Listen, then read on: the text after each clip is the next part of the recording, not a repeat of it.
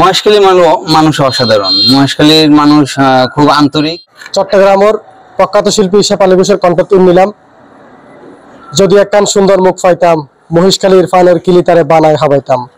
আজিয়ে অনরালয় যুক্ত হইদি মহেশখালীর ফানের ভাস্কর্য।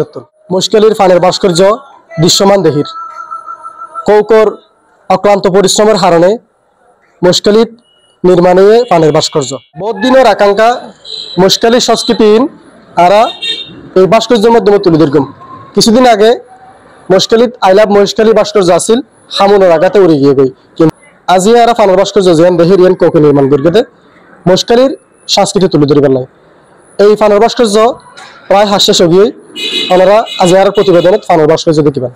যে এই ফানের ভাস্কর্য আটিশগুড়ি এই পর্যন্ত আনি দিয়ে ফানের ভাস্কর্য ক্যানগুড়ি বানাই। অসংখ্য ধন্যবাদ। আমার নাম অলোক কুমার সরকার।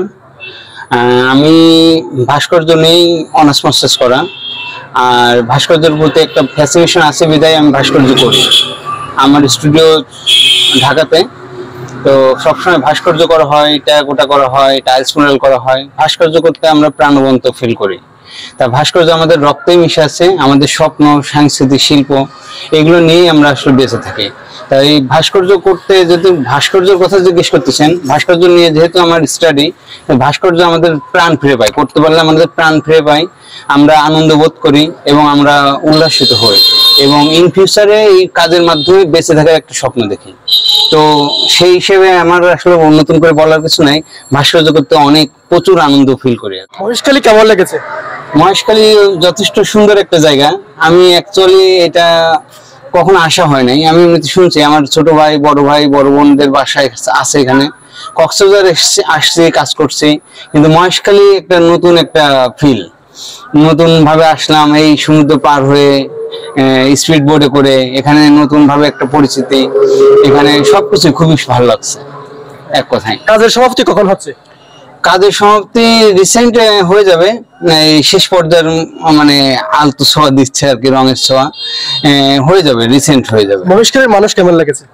মহেশখালীর মানুষ অসাধারণ। মহেশখালীর মানুষ খুব আন্তরিক এবং অতিথি পরায়ণ আমার কাছে যেটা লাগছে। আর এখানে আপনাদের যে দর্শনার্থী যে জায়গাগুলো আছে, এই আদিনাথ মন্দির, আপনার লবণের শুটিং স্পট, এগুলো ঘুরে দেখছি, মানুষের সাথে মিশলাম। দীর্ঘদিন থাকার কারণে মানুষের ভিতরে যাওয়ার চেষ্টা করছি এবং আমার খুবই ভালো।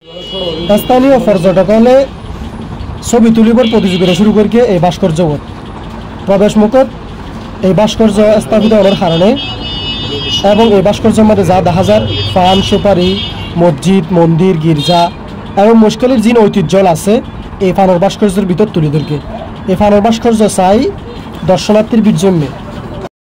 ইয়ান আরার ঐতিহ্য, ইয়ান যারা গড়িয়ে তারারও ধন্যবাদ। ইয়ান মহেশখালীর পর্যটকলাই নতুন, আর মহেশখালীর নতুন।